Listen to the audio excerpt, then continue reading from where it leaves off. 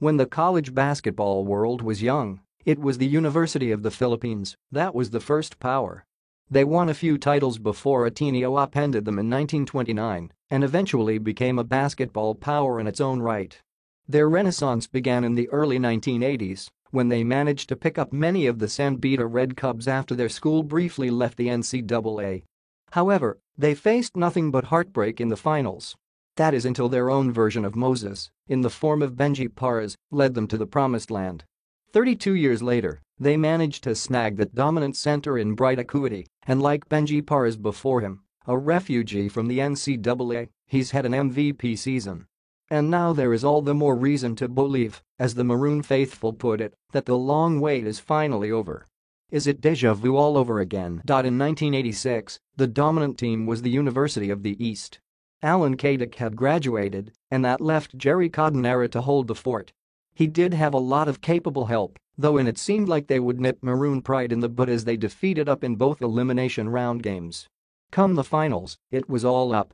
And in that finals, it was the third man in their big three, the other two being Eric Altamirano and Ronnie Magsanak, that year who hurt Huey, and that is now the man they call Coachy. Up's big three goes by the name of Bright Acuity, Paul Desiderio and Juan Gomez de Leano. When I watch Juan Gomez de Leano, I am reminded by Jiren Teng, although more athletic. When Teng came into the league, he was nipping at the heels of a Ravina, Kiefer Ravina to be exact. Now, Gomez de Leano is the one tugging at the cape of that Superman named 30 Ravina. We all know what Teng did, he led DLSU to 2 titles. And Up has stockpiled on nuclear weapons that they will unleash next season. But why wait until next season? There are similarities today, but the basketball world has turned around. Ateneo, FUU and LaSalle lord it over the league, while UE is down there, and that is putting it mildly. Up has made all sorts of noises in the last 3 years, picking up big wins here and there. They took the big step of making the Final Four and then now, the finals. And they believe it is destiny. There is another Parras, Kobe Parras to be exact, and this massive reinforcement from LaSalle Green Hills and Richie Rivero both suiting up, albeit for next season. In 1986? That was Joe Igueno. Are the ingredients all here for an incredible finish? One for the books? We'll find out. As for Bo Parasol, such a sweet redemption. After all, his first foray in college coaching was with Ateneo, where he tasted a modicum of success. After the end of his 3-year coaching stint with the Blue Eagles, he returned to his alma mater, where he has enjoyed success. It is rather strange that will he be coaching, not only against his former team, but also against some of the players helped recruit. How huge is this chance to win a title? For so long, the Up fan reverted to the pride of '86. Several generations have passed since. Now, they feel, is the time to create new heroes and new memories.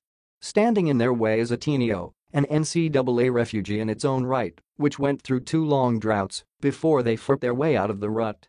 And now they are in their 13th UAP finals berth, winning 9 of them. They have fended off the challenges. Like Up, they somewhat struggled to find their groove in the first round, but had to deal with a suspension and injuries before making a run. Hence, a battle between the 2 hottest teams in the league.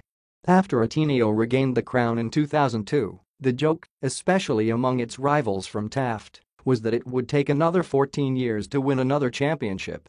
It took exactly 6 years, the beginning of what eventually was a historic 5-peat. When that ended, the question was, when would that campus along Loyola Heights taste the bubbly once more? It took 5 years. And now there is a chance to continue the run. Everyone likes to talk about winning it as a team. Of course, everyone is a team. The same can be said for Up. But unlike Up, which needs its big 3 to go, Ateneo relies on everyone. Sure, Angelo Cowham is the big difference, but Isaac Go isn't chopped liver. Cowham is the only one set to receive an individual award. Not since 2010 has Ateneo not had anyone receive an individual award. And that is fine with them. They neither care for that. The only thing that matters is defending that crown. You can bet there is a lot of pressure on Ateneo's shoulders. They are up against a rival, one that is coached by their former bench master who will not say this, so I will say it for him. He wants to prove a lot of people in the blue side of Katipunan wrong. Furthermore, the whole 2019 has been a banner one, 3 Summer League crowns and a Sterling William Jones Cup appearance. But that might not be remembered if the defense of the crown goes south. When these two teams tangled in the second round, there was that incident between Ravina and Desiderio. They might be heel-as cadets teammates, but make no mistake, they'll be at each other come game time. While Matt Nieto is almost back to speed, the question too here is, will Tyler Teo once more be that up-killer? After all, two of his biggest games to date were superb performances against the Fighting Maroons.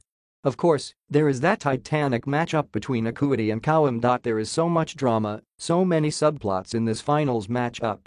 Two premier schools. The first two college basketball powers in Philippine history.